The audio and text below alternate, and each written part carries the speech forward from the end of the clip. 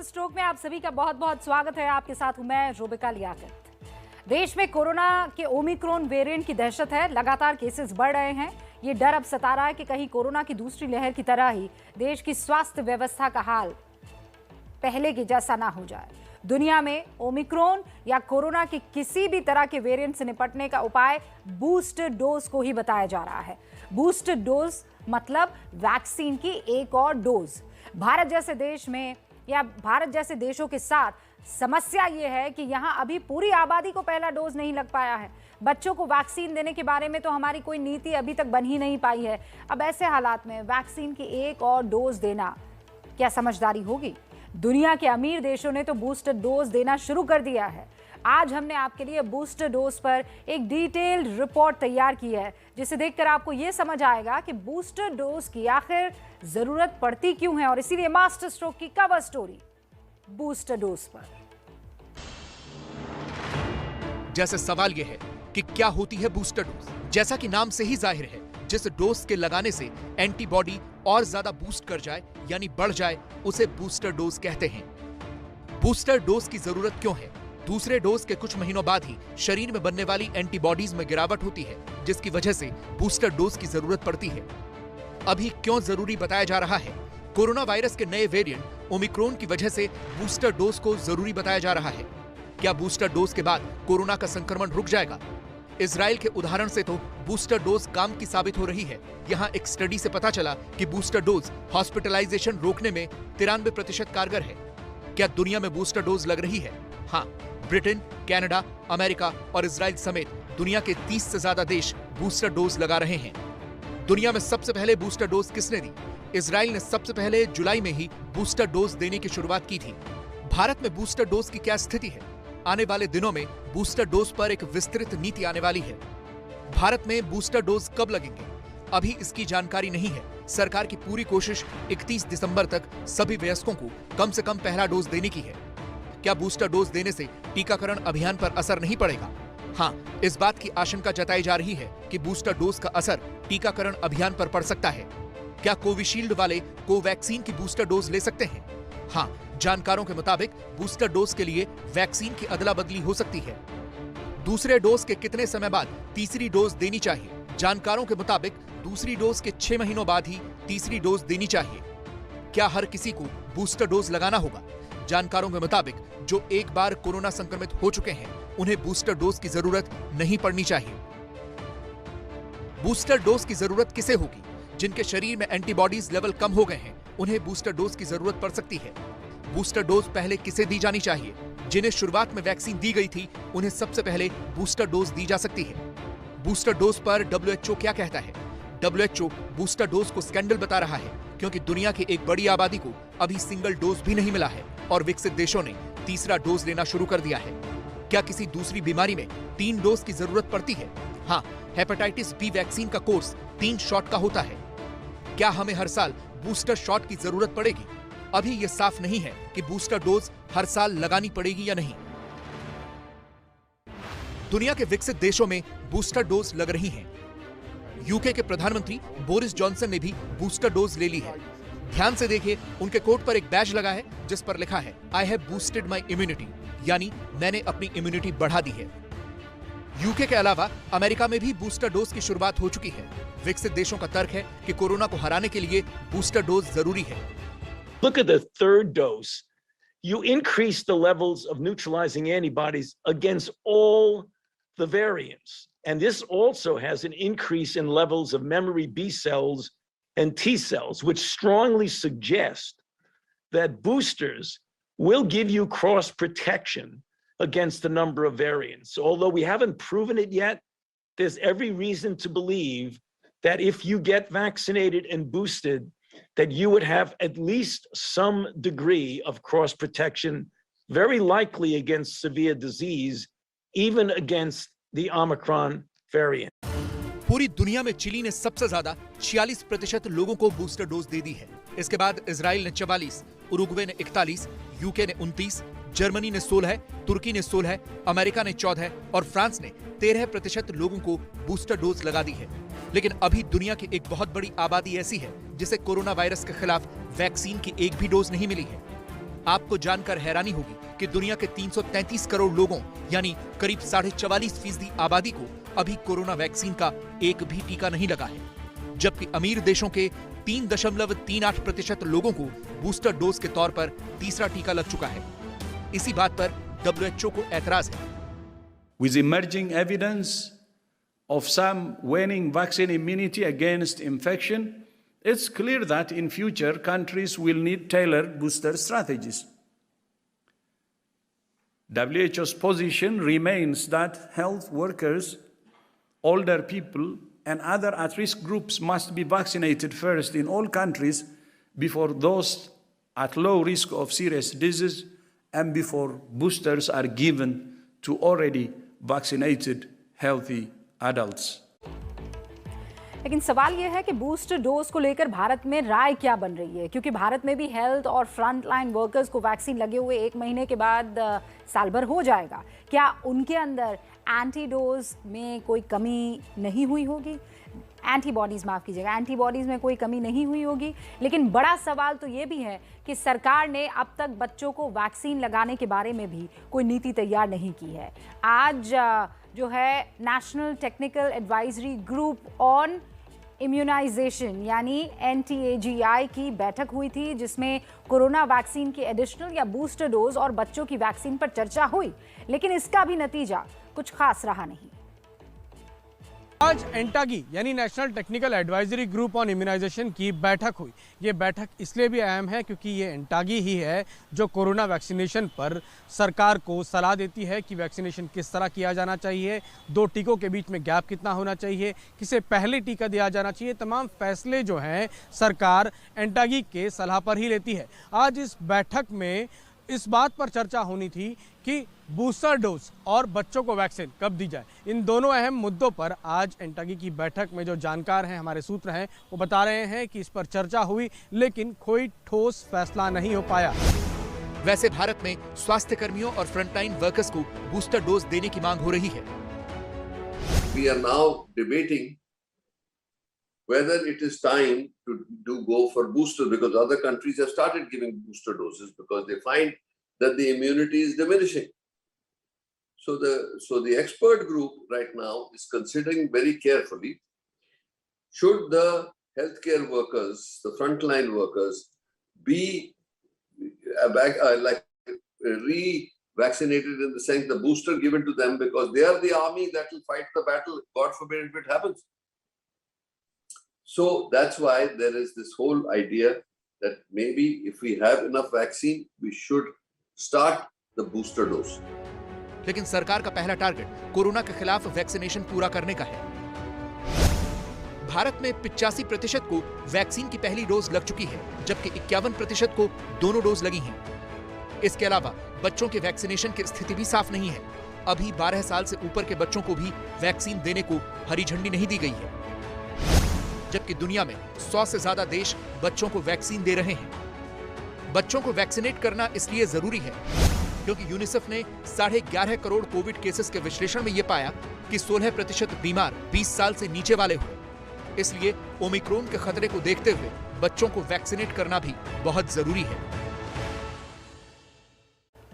Omicron फैलने की रफ्तार तीसरी लहर के खतरे को लगातार बढ़ा रही है। सिर्फ 4 दिनों में सुनिए आप, देश में ओमिक्रॉन संक्रमितों की संख्या में लगभग 500% का इजाफा हो चुका है और ये संख्या बढ़ती चली जा रही है। देश और विदेश की तमाम एजेंसियां ओमिक्रॉन के खतरे से लोगों को आगाह कर रही है। भारत सरकार के स्वास्थ्य मंत्रालय ने ओमिक्रॉन को लेकर कुछ नई गाइडलाइंस भी जारी कर दी है। बावजूद इसके लोग संभलने को तैयार नहीं है। दूसरी लहर का कहर देखने के बाद भी हर तरफ लोग तीसरी लहर को दावत देते हुए नजर आ रहे हैं। आप अपने आसपास भी यही पाएंगे। क्या यही लापरवाही तीसरी लहर की वजह बनने वाली है? इसकी पड़ताल आज मास्टर स्ट्रोक की इस रिपोर्ट में आप देखिए।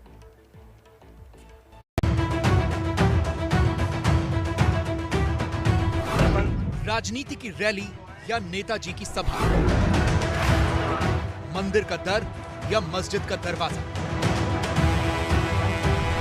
मॉल हो, मार्केट हो या फिर मंडी, मास्क मैंने लगाना भूल गया हूँ, अभी कुछ खा के आया हूँ। जब सब लोग लगाएंगे तो हमको भी लगाना पड़ेगा। जब जनता देखे कोई नहीं लगा रहा तो हम क्यों लगाएं? तो थोड़ा हम लोगों को सेफ रहना चाहिए, मास्क वगैरह लगाना चाहिए, बट थोड़ा हैबिचुअल अब ख़त्म हो गई है हैबिट हम लोगों की।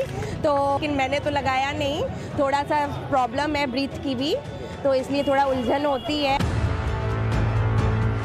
ये हाल तब है जब ओमिक्रॉन के संक्रमण में सिर्फ 4 दिन में 425% का इजाफा हुआ है।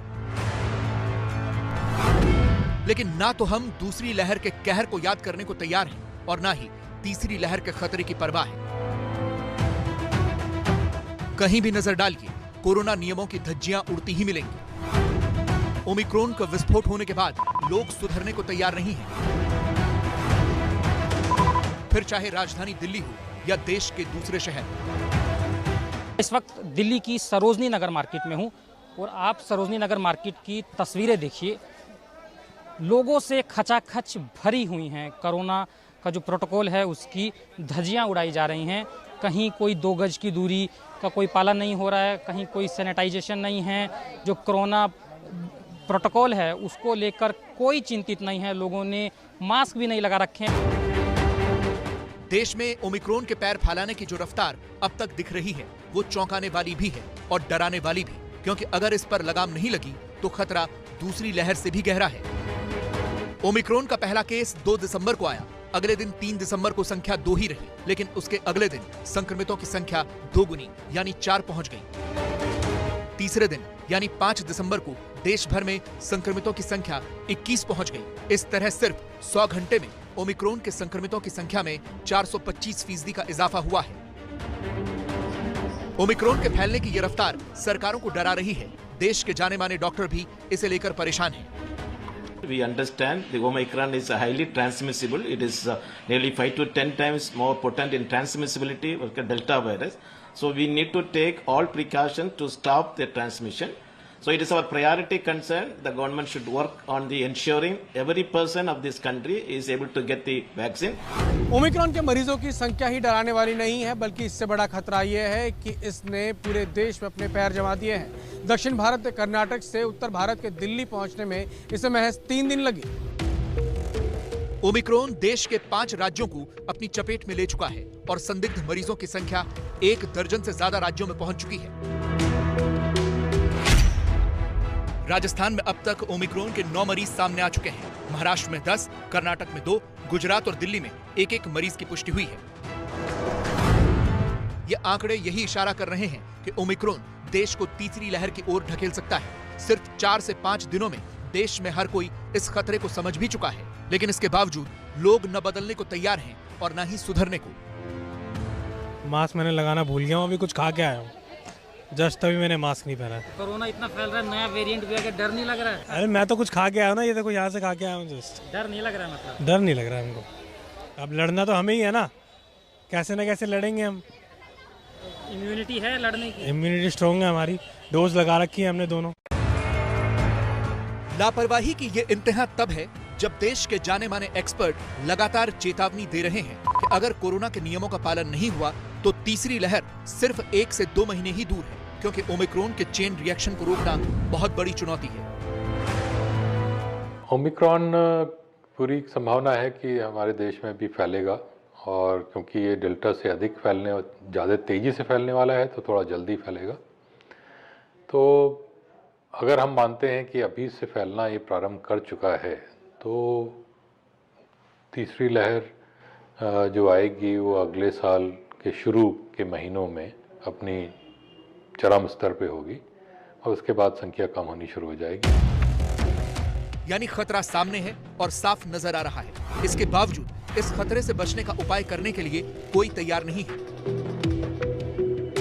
ये 2 तस्वीर इस बात का सबूत हैं कि हम किस तरह से ओमिक्रॉन की लहर को निमंत्रण दे रहे हैं। पहली तस्वीर सियासी रैली की है, जिसमें इक्का दुक्का चेहरों को छोड़कर किसी के मुंह पर मास्क नजर नहीं आ रहा, और दूसरी तस्वीर बाजारों की है।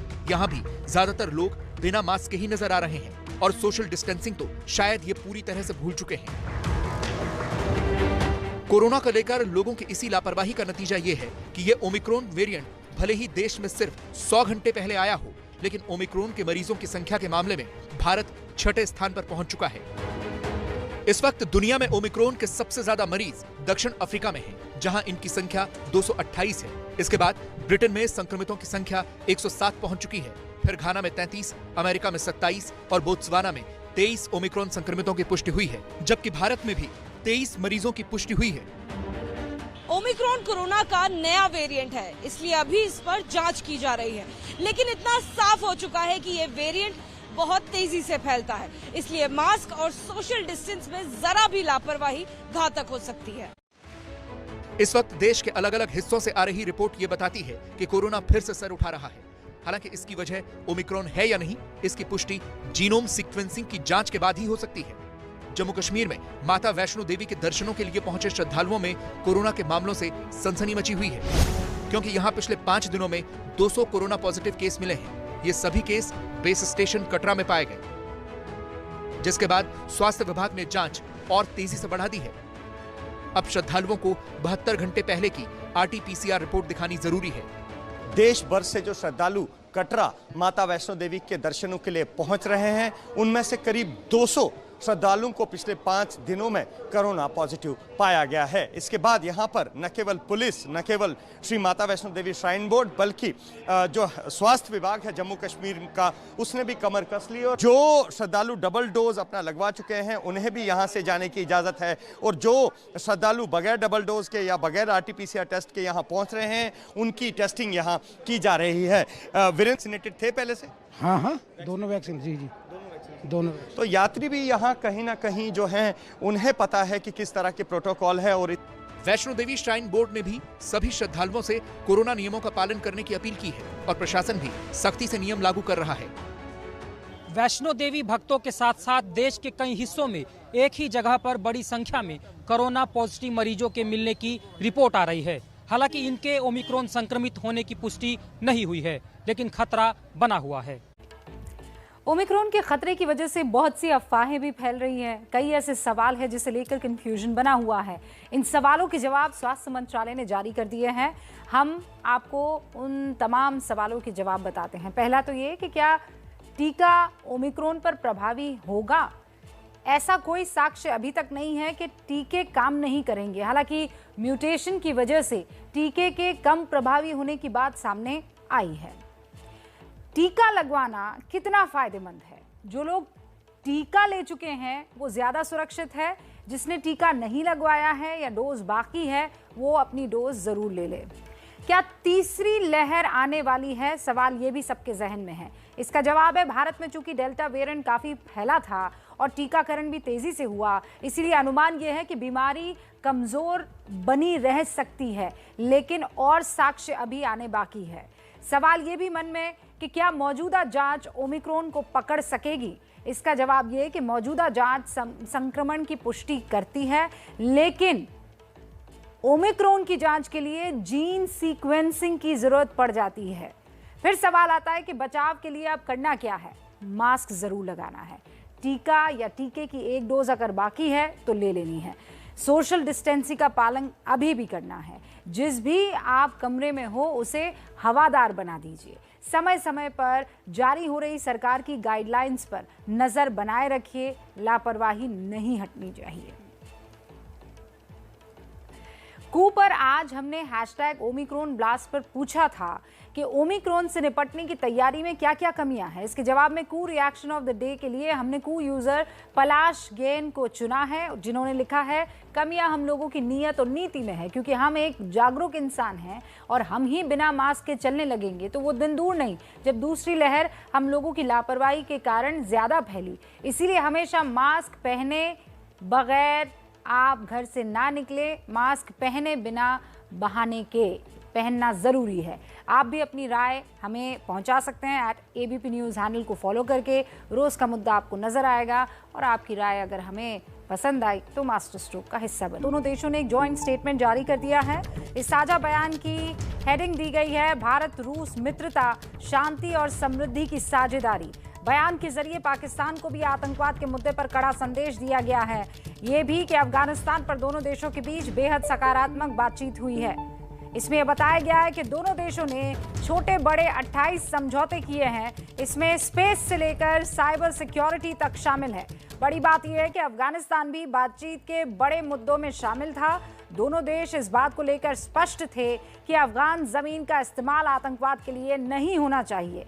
इसके अलावा लश्कर, जैश, अल-कायदा, ISIS जैसे आतंकी संगठनों के खिलाफ भी सख्त कार्रवाई पर दोनों देशों के बीच सहमति जताई गई है।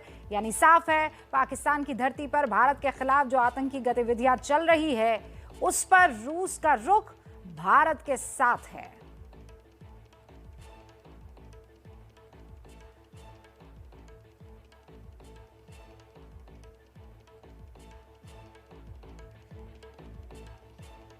और आप जानते हैं, इससे पहले दिल्ली के हैदराबाद हाउस में पीएम मोदी और प्रेसिडेंट पुतिन की मुलाकात हुई। दोनों देशों के संबंध कितने मजबूत हैं, ये पीएम मोदी और प्रेसिडेंट पुतिन की मुलाकात में दिखा भी।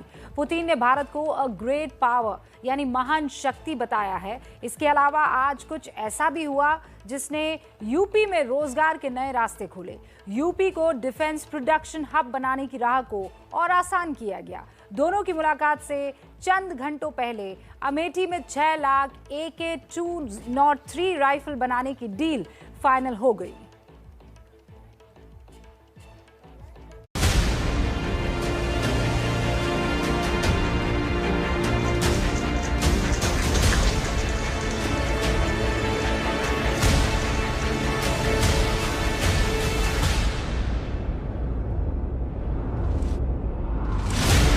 ये तस्वीरें भारत और रूस की दशकों पुरानी दोस्ती की गवाह हैं, जो आज भी उतनी ही मजबूत हैं जितनी पहले थी। दिल्ली के हैदराबाद हाउस में रशियन प्रेसिडेंट व्लादिमीर पुतिन का पीएम मोदी ने बड़ी गर्मजोशी से स्वागत किया। दोनों देशों ने न सिर्फ एक दूसरे के साथ निसंकोच सहयोग किया है, एक दूसरे की सेंसिटिविटीज का भी विशेष ख्याल रखा है। यह सचमुच इंटर स्टेट दोस्ती का एक यूनिक और विश्वस्त मॉडल है। पुतिन भारत दौरे पर कुछ घंटों के लिए ही आए हैं, लेकिन इतने से वक्त में भी पूरी दुनिया को पता चल गया है कि रूस और भारत की दोस्ती कितनी गहरी है। अपने छोटे से दौरे के जरिए पुतिन ने दुनिया को बड़ा संदेश दिया है, क्योंकि कोरोना की वजह से पिछले 2 साल में पुतिन किसी भी देश की यात्रा पर नहीं गए थे। G20 और COP26 जैसे ग्लोबल सम्मेलन में भी पुतिन शामिल नहीं हुए थे। इस साल जून में अमेरिकी राष्ट्रपति बाइडेन से मिलने कुछ घंटों के लिए वो जिनेवा गए थे, लेकिन भारत आने से पुतिन खुद को रोक नहीं पाए। और सबसे बड़ी बात कि भारत के साथ ये द्विपक्षीय मुलाकात है। पुतिन के भारत आने से पहले रूसी एयर डिफेंस सिस्टम S-400 की डिलीवरी भी शुरू हो चुकी है। खबरों के मुताबिक 2 S-400 air defence system Bharat भेजे गए हैं। वहीं इसके अलावा पिछले 2 साल से AK-203 असॉल्ट राइफल की जो डील अटकी पड़ी थी, वो भी अब क्लियर हो चुकी है। राष्ट्रपति पुतिन के आने से पहले ही रक्षा मंत्री राजनाथ सिंह ने रूसी रक्षा मंत्री सर्गेई शोइगु के साथ यूपी के अमेठी में AK-203 राइफल बनाने के करार पर दस्तखत किए। करार के मुताबिक अमेठी की फैक्ट्री में कुल 6 लाख राइफल्स का निर्माण किया जाएगा।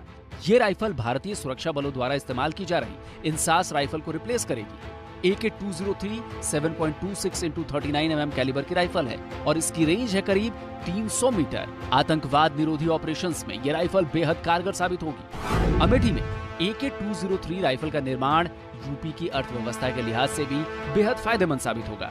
सीएम योगी लगातार यूपी को डिफेंस मैन्युफैक्चरिंग हब के तौर पर विकसित करने की कोशिशों में लगे हुए हैं। इसीलिए 6 लाख असॉल्ट राइफलों का निर्माण उनकी कोशिशों को मजबूती देगा। इस नजरिए से देखा जाए तो ये करार बीजेपी के चुनावी अभियान को भी सहारा देगा। सीएम योगी सहित बीजेपी के दूसरे नेता भी इसे बड़ी कामयाबी और निवेश के तौर पर दिखाएंगे, क्योंकि 6 लाख राइफलों को अमेठी में बनाने से प्रत्यक्ष और अप्रत्यक्ष रूप से रोजगार और निवेश होगा, जिसका फायदा लोगों को मिलेगा। स्वदेशी मध्यम एवं लघु उद्योगों को कच्चे माल और स्पेयर पार्ट्स के जरिए फायदा पहुंचेगा। इससे जुड़े कई और कारोबार को शुरू करने के नए मौके बनेंगे। एक अनुमान के मुताबिक 200 लोगों को सीधे तौर पर इसमें रोजगार मिलेगा। अप्रत्यक्ष रूप से 1000 से ज्यादा लोगों को नौकरियां मिलेंगी। अमेठी में 5000 करोड़ से भी ज्यादा का निवेश इसके जरिए होगा। जाहिर सी बात है, बीजेपी आने वाले चुनावों में अपनी इस कामयाबी को कैश करवाने की पूरी कोशिश करेगी। वैसे 2 साल पहले ही पीएम मोदी ने अमेठी के कोरबा में इस फैक्ट्री का उद्घाटन किया था, लेकिन तकनीकी कारणों से राइफल का उत्पादन शुरू नहीं हो पाया था। पर अब सारी बाधाएं दूर हो चुकी हैं और बहुत जल्दी यहाँ दुनिया की आधुनिक राइफलों में से एक AK-203 का उत्पादन शुरू हो जाएगा।